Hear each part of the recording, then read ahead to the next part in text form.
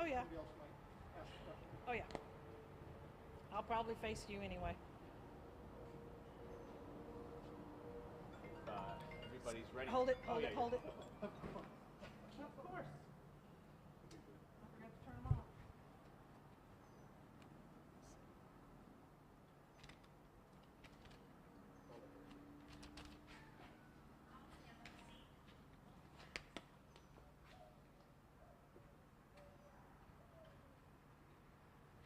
Everything good?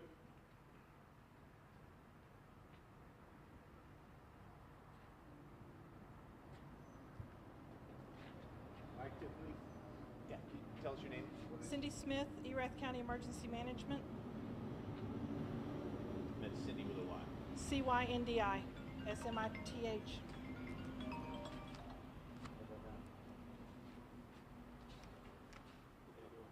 Ready? We're good. Okay. Good morning. My name is Cindy Smith. I'm the Erath County Emergency Management Coordinator. I'm here assisting Somervell County on the Chalk Mountain Fire. I'm the acting PIO, Public Information Officer at this time. At this time, we'll hear from the county judge, Judge Danny Chambers. Thank you, Senator. Appreciate it. Like she said, my name is Danny Chambers, Somervell County Judge. First of all, I just want to thank so many different people, elected officials, employees of Somervell County, all the county and city gunros, all the folks that came, the outpouring of food, money, drinks to help everybody, all the surrounding counties that we have out there helping us fight. And then we get to the state, all this help from Chief Kidd, ERAF, EMC, Mary Forestry Service, Texas Health is here for the animal health. I just am thankful for everything that everybody's done for us at this point. Hopefully today, at the end of this day, it'll be much better than yesterday. Thank y'all very much. I'll get out of the way and turn it over to these ladies. Thank y'all. At this time, we'll hear from the Texas A&M Forest Service, and they'll give a briefing on the fire. Good morning, everybody. My name is Mary Leathers. That's Leathers, and I'm with the Texas A&M Forest Service. I'm a public information officer, and I've been assigned to the Chalk Mountain Fire. The fire currently, if you'll let me refer to my notes, is estimated at 4,000 acres. Once again, that's an estimation. Today, we plan to fly the fire in hopes of getting a more of the situational awareness, how big the fire is, what direction it's going. If we've had any structure loss, those type of things will be happening.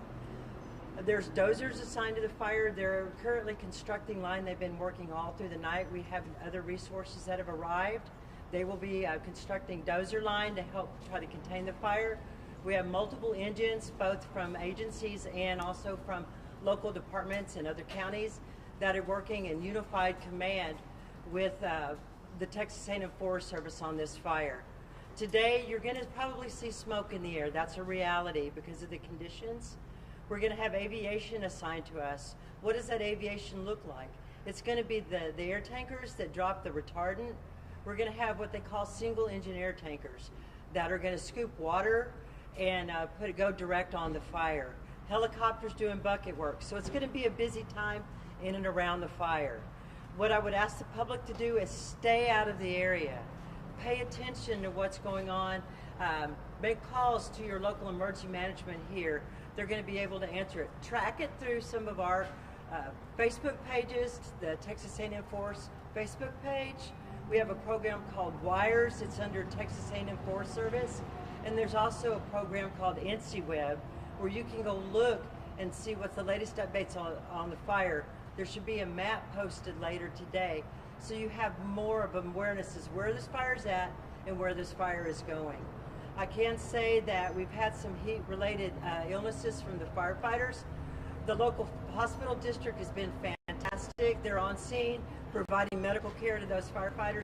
So we've not had to transport anybody. So that's good news.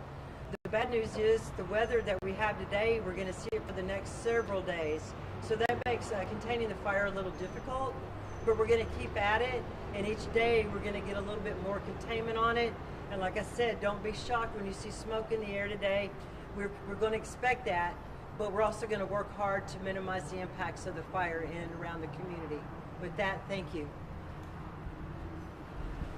At this time, I'd like to emphasize something that the Texas A&M Forest Service said. There will be aircraft in the area. We cannot for any reason, have drones up in the air. If there are drones in the air, we will have to stop the aircraft from flying due to safety reasons. So please, no one fly any drones in the area of the fire. At this time, we'd like to make an awareness to the victims of the fire. We need everyone to check in either here at the Expo Center, or they need to call the Emergency Operations Center at 254-897-2242 so that we can have an accountability of all residents that have been affected by the fire. There is plenty of shelter here provided by the Red Cross at the Expo Center. We've got food for the victims to come eat at any time, and other information that they can pick up here at the center. So please, all victims of the fire, please check in at the Expo Center. We also have Texas Animal Health Commission in the area checking on animals and any animals that may have gotten affected by the fire. They're out in the area looking at that right now. But the most important part is please stay out of the area driving around. If you feel you want to volunteer, please come to the Expo Center and we'll give you an assignment where we can use you. At this time, that's the end of the briefing unless there are any questions. A question for Mary of the Forest Service. I know you said you got to look it, you have to fly it, but the best that you can say, what is burning? What's on fire out there? With the drying conditions and the temperatures, pretty much anything that is flammable, that can be ignited, is on fire. Right now what we have is what we call a grass understory, grass on the ground. The junipers are very, very thick there. They're very, very dry. They're very volatile. Once we introduce fire into that environment, we have what we call single and group torching of those, and they're also carrying embers distances. So they're spotting in front of the fire, which is also a concern. So with our forecast today, I expect to see some growth in the fire. Right now we're holding it at 10%, so we'll see what the day brings. Are you aware of any loss of homes?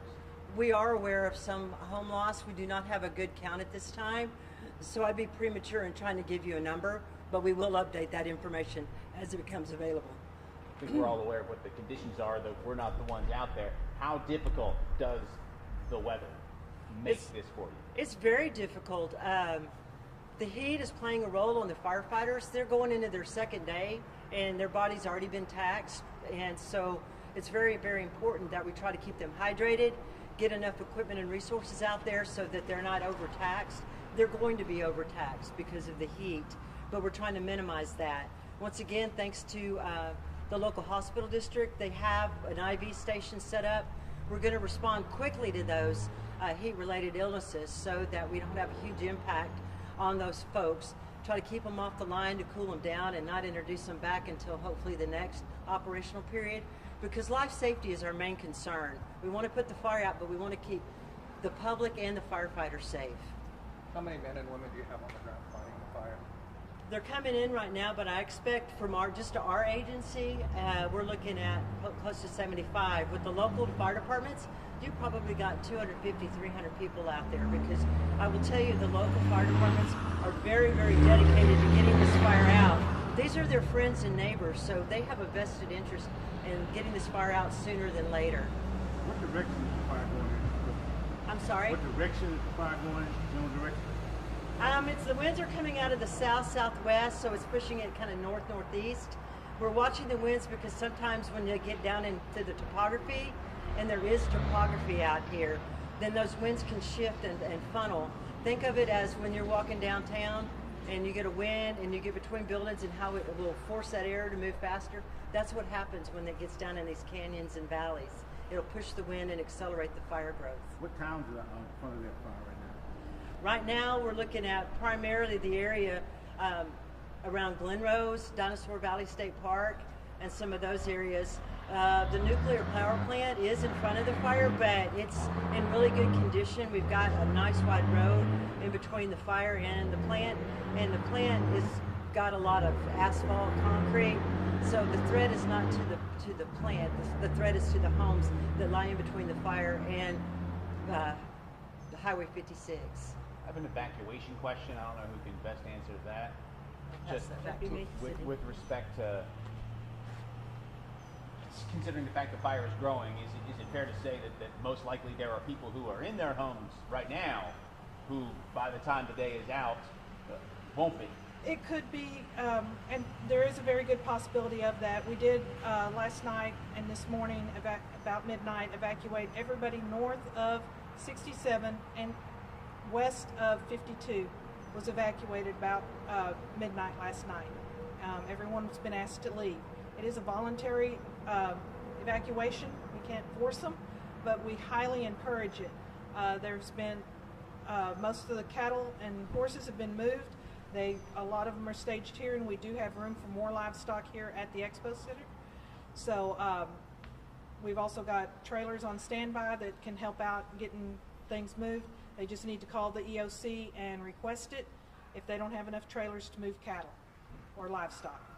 You mentioned that it's voluntary, and I'm not trying to hammer home a point too much, but for someone who decides to stay, if someone's considering that, what would you want them to know? What would Once the sheriff's office goes out and tells you you need to evacuate, with a 911 call may not, I'm not saying it will not, but may not be listened to because we're working on the fires, and at a last minute call for help could interfere with a firefighter's safety as along with the person's safety if they remain in the house. Yes, sir. Bernie, I understand there's a bunch of summer camps around here. Have they been evacuated as well? The state park has been evacuated. It was evacuated last night. All parks have been evacuated in the area of the fire. And that's where most of the camps are? Or? Yes. And most of our church camps are on the south side of the county, like a Riverbend, Methodist camp. Sorry, I didn't mean to interrupt. But most of our Glen camps Lake. are on the Glen Lake. Most of those camps are on the opposite end of the county, so they're not affected by this. The way it's headed, or was headed yesterday, north and northeast. All those camps are in good shape. Okay. And just to be clear, no injuries so far. Right? Other than heat related, they've not reported any to the EOC. Has there been do you have an estimate on how many people have been evacuated? Not at this time. That's why we're asking everybody to contact either the EOC or check in here at the County Expo so that we can get a count and that we can also reference that back to the property plats to make sure that everybody's accounted for. But even like a rough estimate, I know you said this, they went out yesterday, would it be hundreds were asked to evacuate? Or? Because I'm with Erath County, I don't have their mapping system, so I'm not certain of that. There are a lot of ranches out there with a lot of cattle. Some fences had to be cut, and there are some animals loose, and that is another reason that we need people not to be in the fire area. What about where we are? This is sort of, this is home base, right? This is home base, yes. You both had said volunteers should come here if they want to help. Evacuees should come here if they need a place to stay or food. And there's food, water. Is there things that are needed that you're looking around and you think, gosh, we need more of that? As people are bringing in their pets, they may have run off without their collars. Dog food, cat food, to help out because they grabbed the pets, not the food. Of course, the stores are open, but they may not have grabbed a purse or a wallet. So anything like that would help out. Kitty litter, crates, if anybody's got any, if you'll put your name on them, we'll get them back to you. Things like that would help out. At this time, we have plenty of water to our knowledge, but snacks and stuff, if they want to donate, if they will take it to the sheriff's office, which is just down the road from here at the Expo Center, we'll get it logged in and get it to where it needs to go. That food also goes out to our first responders, so that's why we're having one central drop-off. We're shuttling the food and water out to the first responders. Taking financial? Financial, they will accept cash or gift cards at the sheriff's office. What's your biggest concern as we're standing here talking right now, obviously knowing that things can and do change? The safety of our firefighters while they're fighting it because of the equipment that they have to wear while fighting it, the heat, and people not heeding the evacuation notice. and then the safety of our firefighters and the people themselves, that the issues that are caused by people that want to look to see what's going on and drive up in the fire area. We've got to keep those roads open because our trucks are going in and out, getting good access to the fires. Thank you. And if I can get y'all to sign in. Yeah. This is just a planning purposes question. Y'all expect to do this at another specific times a day? I'm not certain. I'll get with the judge. That's why I've also got a list area on here for a phone number, and I will put a mass contact out to y'all to let y'all know. Do you know how many firefighters have experienced those issues? I don't have a